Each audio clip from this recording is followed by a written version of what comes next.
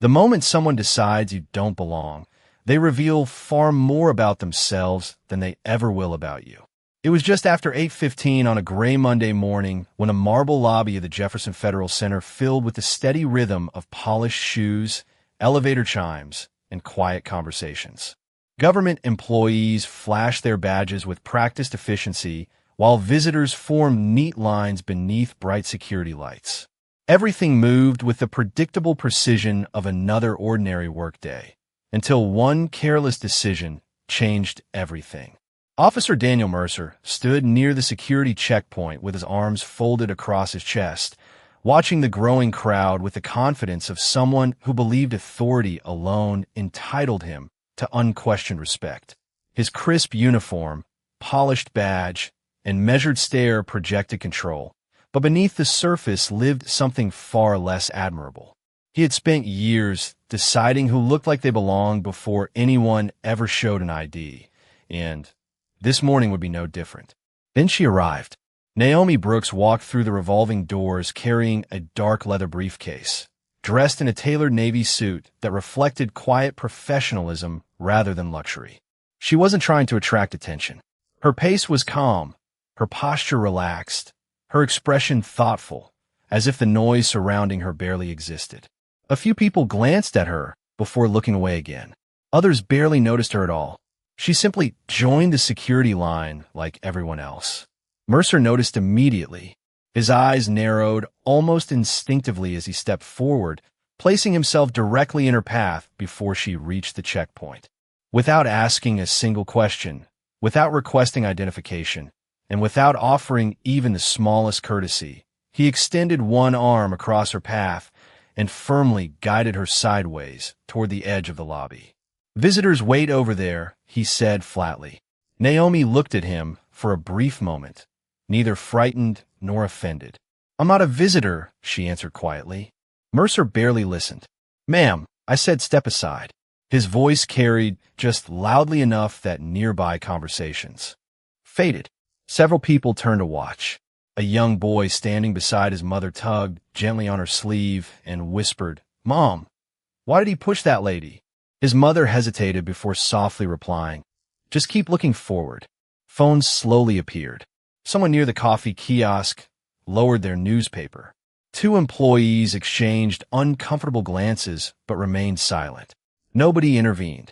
Naomi took one small step backward, steadied her briefcase, and calmly brushed an invisible speck of dust from her sleeve. There was no argument, no raised voice, no visible anger. If anything, her composure only seemed to frustrate Mercer more. In his mind, confidence without permission looked suspicious. "This building isn't open for wandering around," he continued. "You'll wait until someone clears you." Naomi simply nodded once. "If that's what you believe is appropriate." The answer sounded strangely measured, almost as though she were making an observation instead of defending herself. Mercer interpreted her calmness as surrender. Around them, the lobby resumed moving, but much more slowly now. Eyes lingered longer than before. Conversations became whispers. Somewhere outside, a black SUV eased to the curb. Inside the building, an elevator opened on the executive floor, and three officials in dark suits stepped out, checking their watches with growing concern. One quietly asked, "Has Director Brooks arrived yet?" Downstairs, Officer Mercer never heard the question. He was too busy believing he had just put an ordinary stranger in her place. He had absolutely no idea the woman standing silently in front of him was about to expose far more than his mistake.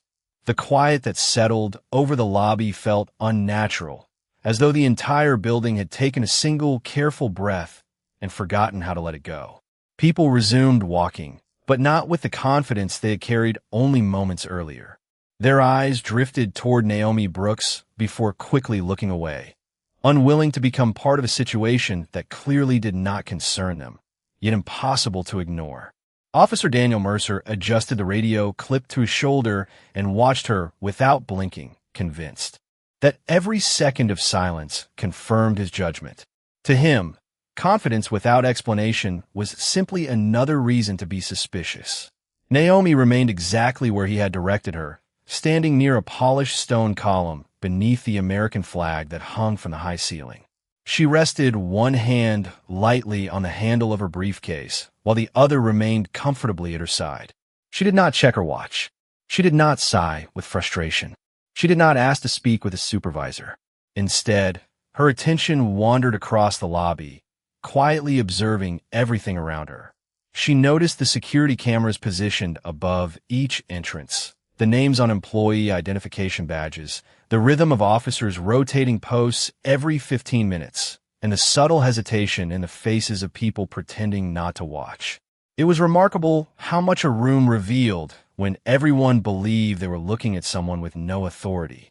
Near the entrance, an elderly maintenance worker slowly pushed a cleaning cart across the marble floor. As he approached Naomi, he offered a polite smile before lowering his voice. "Ma'am, are you all right?" Naomi returned the smile with quiet warmth. "I appreciate your concern. I'm doing just fine." The man glanced toward Mercer, then back to Naomi, as though weighing whether to say more.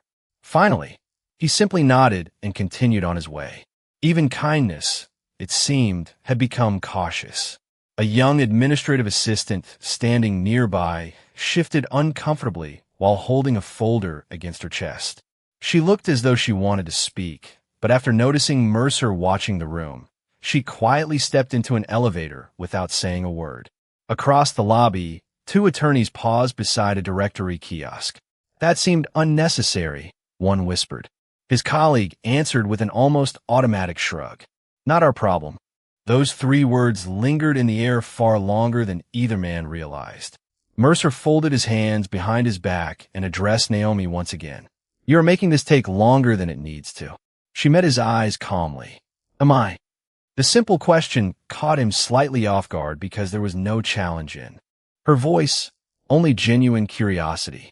Before he could answer, his radio crackled with overlapping conversations from other officers, but none of the messages seemed intended for him.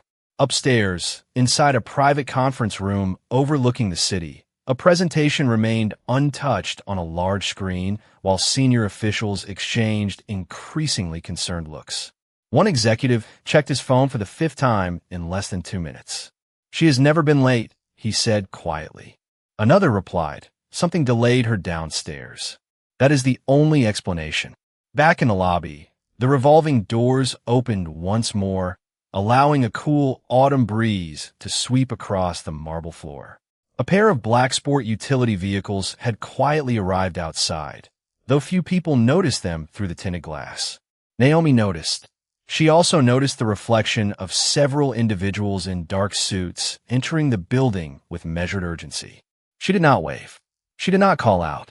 She simply remained exactly where she was, allowing the next few moments to unfold naturally. Officer Mercer followed her gaze toward the entrance, but dismissed what he saw almost immediately. He believed he was still in complete control of the situation. What he failed to recognize was that control built on assumptions rarely survives its first encounter with the truth. Officer Daniel Mercer took 2 slow steps toward Naomi Brooks, his polished shoes echoing across the marble floor with deliberate confidence. He had begun to notice something he could not quite explain. Most people who found themselves delayed at a federal security checkpoint became impatient within minutes. They checked their phones, questioned the officers, or nervously apologized for inconveniences they had never caused. Naomi did none of those things. She stood with remarkable patience, her breathing steady, her shoulders relaxed, and her attention quietly fixed on the world around her. It unsettled him in ways he could not understand.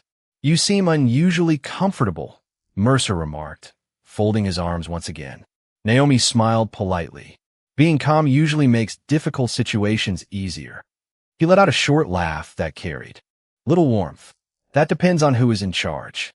Naomi held his gaze for only a second before answering. "Sometimes it does." The response was so measured that Mercer could not decide whether she had agreed with him or challenged him. Nearby, several people continued pretending not to watch, yet nearly every conversation in the lobby had become quieter than before. The security officers at neighboring checkpoints exchanged brief glances but remained focused on their own duties. Nobody questioned Mercer openly. His reputation inside the building suggested that disagreeing with him often created more complications than remaining silent. A receptionist behind the information desk discreetly reached beneath the counter and refreshed her appointment schedule for the third time in 5 minutes. She frowned slightly when she noticed one name highlighted in bold letters beside an executive conference room reserved for 9 o'clock. The status still read, awaiting arrival. Upstairs, inside the conference suite, the atmosphere had grown noticeably tense. Coffee cups remained untouched while department leaders quietly reviewed folders they had already memorized. A senior administrator looked toward the wall clock before speaking. If she's not checked in by now, someone should find out why. Another official nodded. She specifically requested that there be no ceremonial welcome. She wanted to arrive like everyone else. Neither of them realized how accurately that wish had been fulfilled. Back downstairs, Mercer extended his hand toward Naomi's briefcase. I have not inspected that yet. Naomi looked down at the case before looking back at him. You certainly may inspect it when the normal screening process begins. Her answer sounded entirely reasonable, yet Mercer heard resistance where none existed. I decide when that begins, he replied. Naomi gave a small nod. I noticed. The silence that followed seemed heavier than the conversation itself. The young boy from earlier was still waiting with his mother several yards away. He continued watching Naomi with innocent curiosity. She is not yelling, he whispered. His mother answered softly. Not everyone has to. Those simple words lingered unnoticed by nearly everyone except Naomi, whose eyes briefly met the woman's before offering the faintest smile of appreciation. Outside the building, another dark sport utility vehicle pulled quietly to the curb. 3 individuals wearing navy business suits stepped onto the sidewalk with purposeful but unhurried movements. One carried a slim leather portfolio. Another adjusted a discreet earpiece before scanning the entrance. They spoke only a few words to one another, but their expressions revealed growing concern rather than urgency. Inside the lobby, Mercer remained convinced he had prevented a potential security issue. Naomi, however, seemed almost reflective, as though she were carefully memorizing each passing moment instead of wishing it would end. She observed the expressions, the silence, the hesitation, and the choices people made when authority stood directly in front of them. Without raising her voice or demanding special treatment, she was learning something far more valuable than she had expected to discover that morning. And although Officer Mercer believed he was evaluating a stranger, the truth was unfolding in exactly the opposite direction. Officer Daniel Mercer had convinced himself that patience meant permission. The longer Naomi Brooks remained calm, the more certain he became that she would eventually accept whatever decision he made.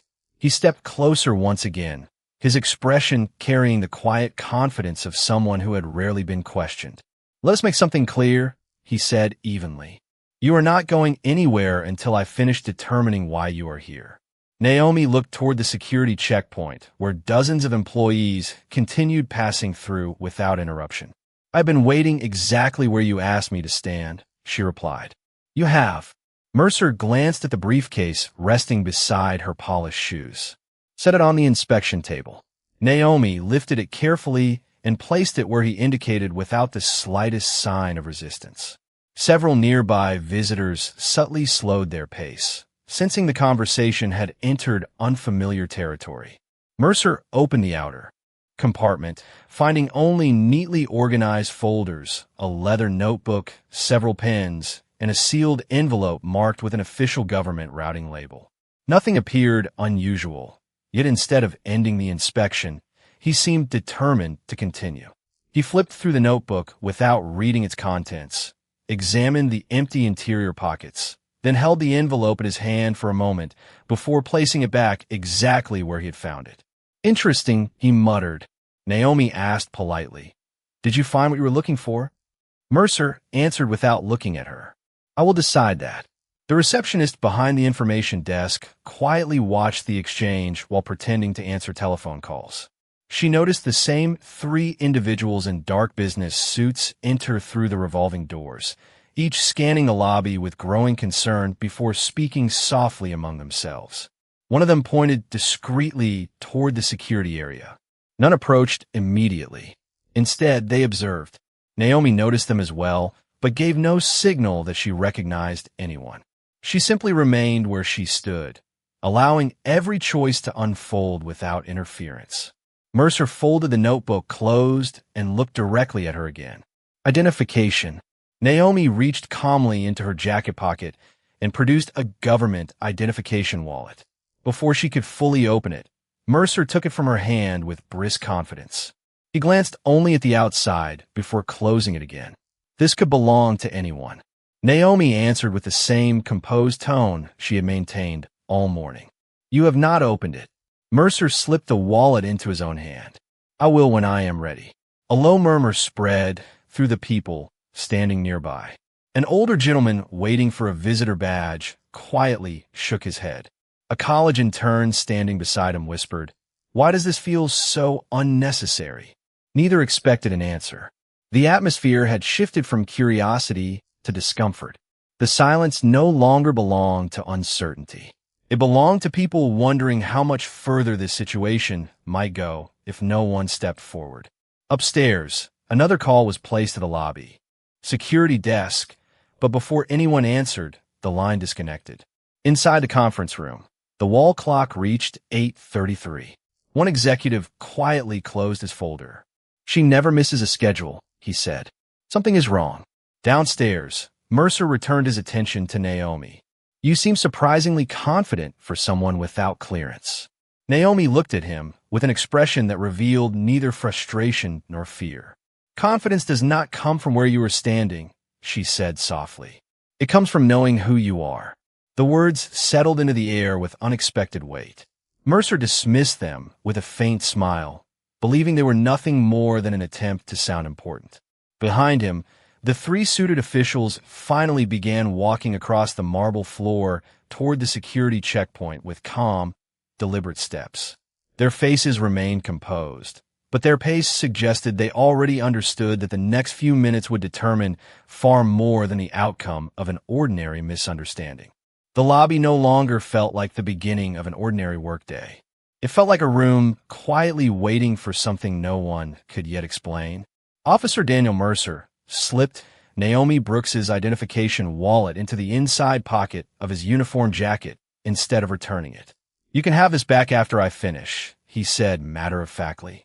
Naomi did not reach for it. Very well, she answered. Her calm response seemed almost impossible for Mercer to understand. Every expectation he had formed about how this encounter should unfold continued to fail him. He expected frustration. He found patience. He expected excuses. He heard clarity. He expected fear. Instead, he was met with quiet confidence that never once demanded attention. Several feet away, the three officials in navy suits slowed their pace as they entered the center of the lobby.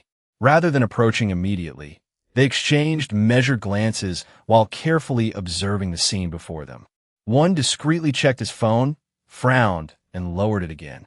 Another scanned the security checkpoint before quietly saying, "She is here." The third replied, "Then let us watch." For another moment, none of the surrounding visitors noticed the brief conversation, but Naomi did. She made no effort to acknowledge them. It was almost as though she wanted every decision unfolding around her to happen without interruption.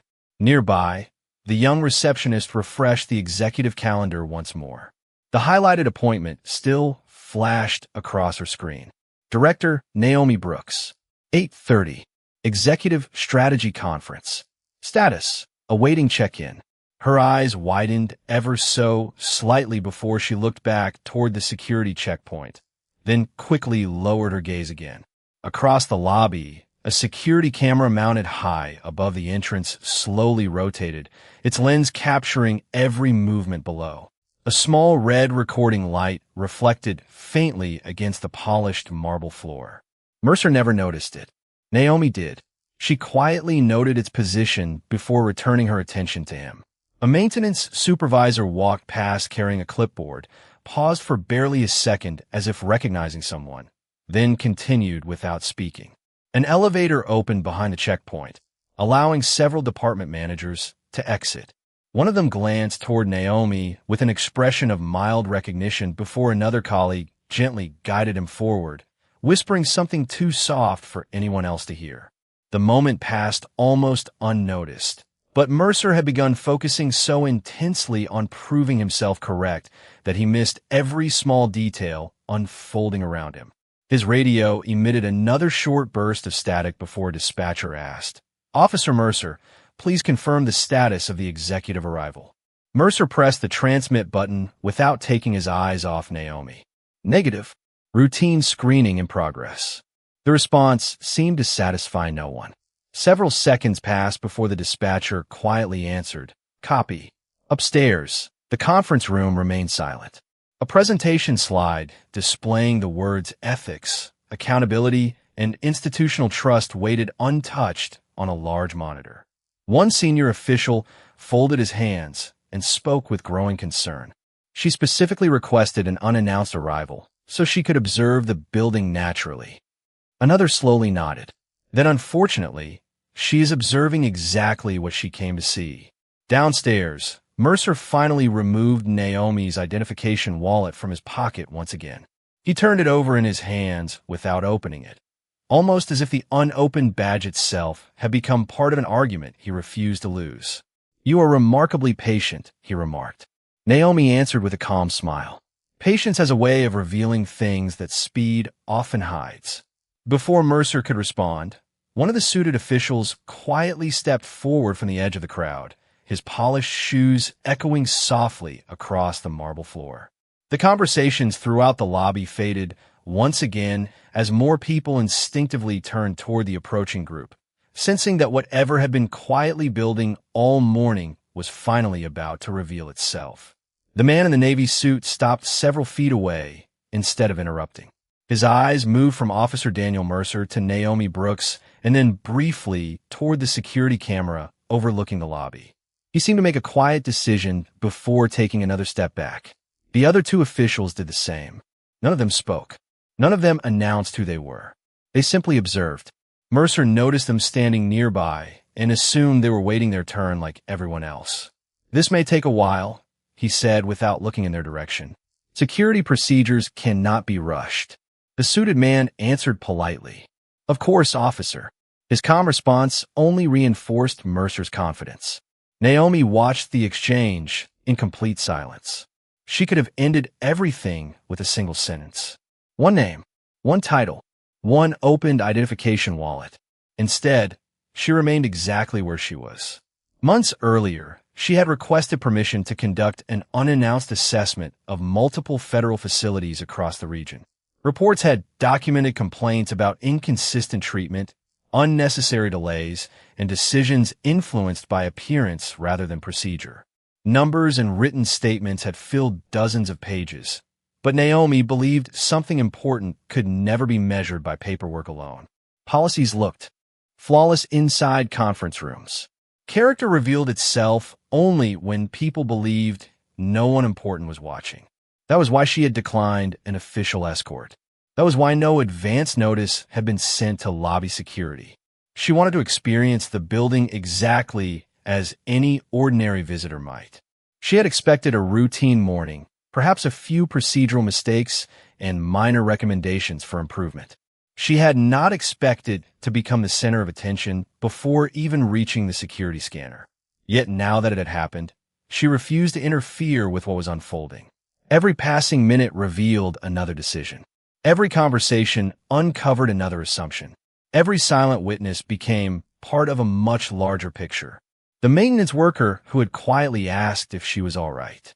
The receptionist who recognized her name but remained uncertain how to respond.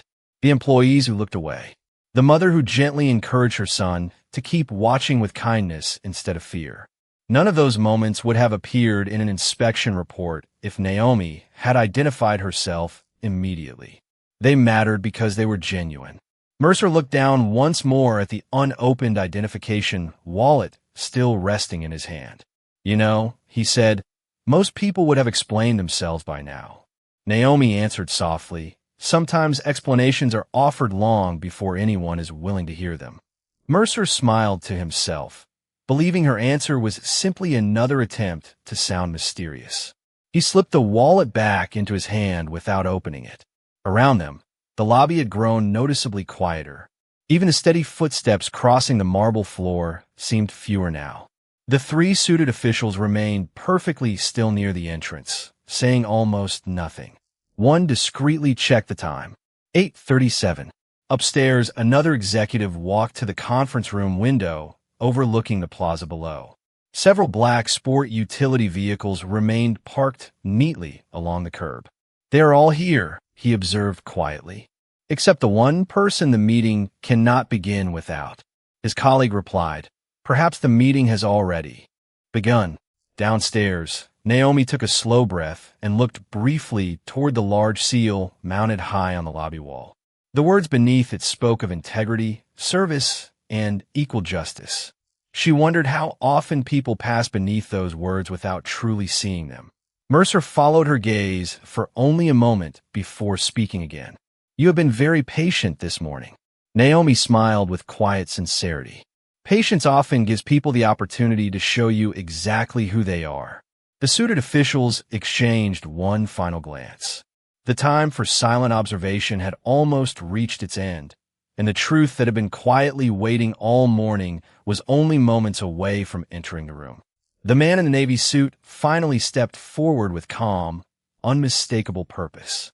The conversations throughout the lobby faded into complete silence as he approached the security checkpoint, stopping directly beside Naomi Brooks. He did not look at Officer Daniel Mercer first. Instead, he offered Naomi a respectful nod that carried the familiarity of long professional trust. "Good morning, Director Brooks," he said clearly enough for everyone nearby to hear. "We have all been waiting for your arrival." The words seemed to freeze the room. Mercer blinked once, convinced he had misheard. "Director," he repeated almost automatically. The official turned toward him with quiet professionalism. "Yes, Director Naomi Brooks." For the first time that morning, Mercer looked down at the identification wallet still resting in his hand. His fingers suddenly felt heavier than before. Slowly, almost mechanically, he opened it. The polished federal credentials inside reflected beneath the bright lobby lights. Her photograph, her name, her title, every detail was exactly where it should have been all along. Director Naomi Brooks, Office of Federal Oversight and Institutional Accountability.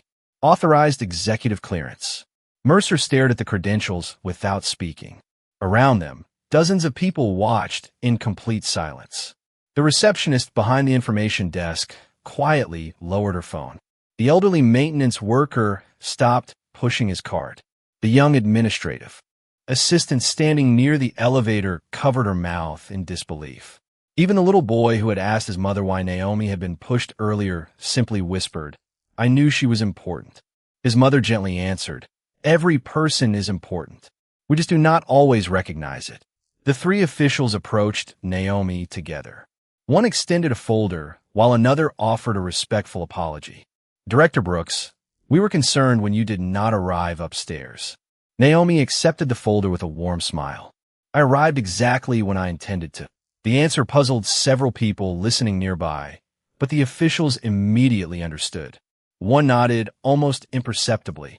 "Your assessment began the moment you entered the building," Naomi answered, long before anyone realized it. Mercer remained motionless. The confidence that had carried him throughout the morning quietly disappeared, replaced by the realization that every decision he had made had unfolded under the observation of the very person assigned to evaluate the institution. He slowly extended the identification wallet toward Naomi. "Ma'am, your credentials." She accepted them with the same calm expression she had worn since walking through the front doors. There was no anger in her face, no satisfaction, no triumph, only quiet professionalism. "Thank you, Officer Mercer," she said.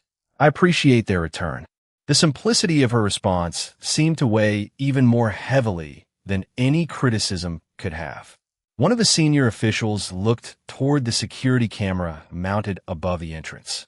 "Director, would you like us to proceed to the conference room?" Naomi glanced briefly around the lobby before answering. In a moment, her eyes moved across the employees, the visitors, the officers, and finally toward the large words carved into the stone wall behind the security checkpoint. Integrity, service, accountability. She looked back at Mercer with steady composure. Policies can be memorized, she said quietly. Character is demonstrated. No one answered. There was nothing left to say. The silence inside the lobby no longer belonged to uncertainty. It belonged to truth. And every person standing there understood that what had seemed like an ordinary delay at a security checkpoint had quietly become the most important lesson the building would remember for years to come. Director Naomi Brooks accepted the leather folder and thanked the officials with a simple nod before turning her attention back to the lobby that had unknowingly become part of her inspection. No applause followed the revelation. No dramatic confrontation interrupted the silence. Instead, reality settled over the room one quiet moment at a time. Before we go upstairs, Naomi said calmly, I would like to review what has already been observed. One of the senior officials immediately opened his portfolio and produced a digital tablet. The security recordings have already been preserved, Director. Naomi nodded. Good. Preserve every angle from the moment I entered the building. Another official added, Your arrival time, interactions, and checkpoint activity have all been logged. Officer Daniel Mercer listened without saying a word. For the first time that morning, he understood that every decision had created a record far more meaningful than any written report he could complete. Naomi continued speaking in the same measured tone that had never changed throughout the morning. This review is not about a single conversation. It is about process, judgment, consistency, and professionalism. Her words echoed softly across the marble lobby. Several employees lowered their eyes, reflecting on the choices they had made while watching everything unfold. The receptionist quietly remembered recognizing Naomi's name, but hesitating to act. The attorneys remembered dismissing the situation as someone else's problem. The young administrative assistant remembered wanting to speak, but remaining silent. Even a maintenance worker replayed his brief conversation, wondering whether he should have done more than simply ask if she was all right. Naomi looked toward the security camera mounted above the entrance. Equipment recorded the events, she said, but people witnessed them. Both forms of evidence matter. One of the officials nodded. We will interview everyone who wishes to provide a statement. Naomi answered, voluntary statements often reveal as much as video footage. Mercer finally found his voice. Director Brooks, He stopped before finishing the sentence. Naomi did not interrupt him. She simply waited. After several quiet seconds, he continued. I believed I was protecting the building. Naomi acknowledged the statement with a respectful nod. Protecting a building is an important responsibility.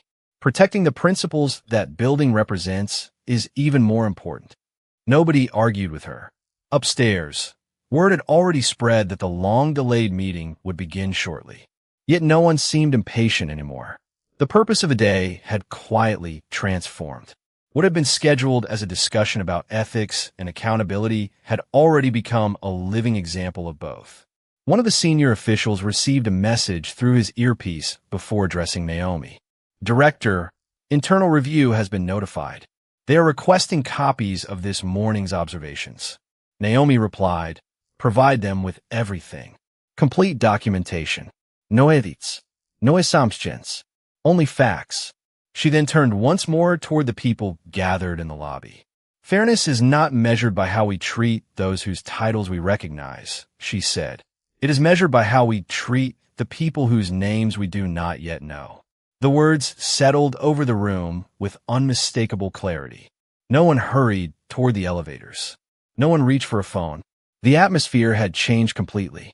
Authority no longer dominated the lobby. Accountability did. And as Director Naomi Brooks walked toward the executive elevators surrounded by her team, every person remaining behind understood that the most significant outcome of the morning would not be found inside any conference room. It would be found in the choices each of them made the next time an unfamiliar face walked through those revolving doors. The conference concluded just after noon, but the conversations it inspired continued long after the meeting rooms had emptied. Director Naomi Brooks left the executive floor, carrying the same leather briefcase she had walked in with that morning, her pace unchanged, her expression as calm as ever. Nothing about her suggested victory. She had not come to embarrass anyone, and she certainly had not come looking for headlines. She had come searching for something far more valuable than flawless policies. She had come looking for the truth hidden inside ordinary moments. As the elevator doors opened into the lobby once again, several employees instinctively stood a little straighter. The receptionist greeted every visitor with the same warm professionalism, no matter how they were dressed or where they appeared to come from. The young administrative assistant smiled as she helped an elderly visitor complete a security form. Even the attorneys who had quietly dismissed the situation earlier that morning now paused to hold the door open for a family entering the building. The atmosphere had changed, not because anyone had been ordered to change it, but because people had finally seen themselves through someone else's experience. Officer Daniel Mercer remained at his post, though his posture carried a humility that had not been there only a few hours earlier. As Naomi approached the exit, he stepped forward respectfully. "Director Brooks," he said quietly, "I would like to thank you for allowing me to understand my mistakes instead of simply pointing them out." Naomi stopped and looked at him with the same steady kindness she had shown since the beginning of the day. "Understanding is where accountability begins," she replied. "What matters now is what you choose to do differently tomorrow." Mercer nodded sincerely. "I will remember that." Naomi offered a small smile before continuing toward the revolving doors. Outside, the afternoon sunlight reflected across the glass facade of the federal building, brighter now than it had been during the gray morning hours. The black sport utility vehicles waited at the curb, but before stepping inside, Naomi paused for one final glance back at the entrance. She watched as another visitor walked through the doors. This time, the greeting was simple. "Good afternoon. Welcome. May I help you? No assumptions. No hositaschen. Just respect." Naomi smiled almost imperceptibly before entering the waiting vehicle. As it pulled away from the curb, the building slowly disappeared behind rows of autumn trees. But the lesson remained with everyone who had witnessed the morning unfold. Reports would eventually be written. Recommendations would be implemented. Procedures would be reviewed. Yet none of those documents would become the true legacy of a day. The lasting difference would come from a quieter place, from the moment people realized that dignity should never depend on appearance, authority, or recognition. Imagine standing in that lobby, knowing that one small decision could either strengthen trust or quietly damage it. Every person who walks through a public door carries a story that cannot be seen with the human eye. Some wear uniforms. Some carry briefcases. Some arrive with titles that command respect. Others carry nothing except their character. The wisest people never wait to discover someone's position before deciding how they deserve to be treated. Because genuine integrity does not begin when important people are watching. It begins when nobody believes they are. And that morning, inside one ordinary federal building, the greatest authority anyone witnessed was not a badge, a title, or a corner office. It was the quiet strength of a woman who never needed to raise her voice to remind everyone what respect, fairness, and true justice are supposed to look like.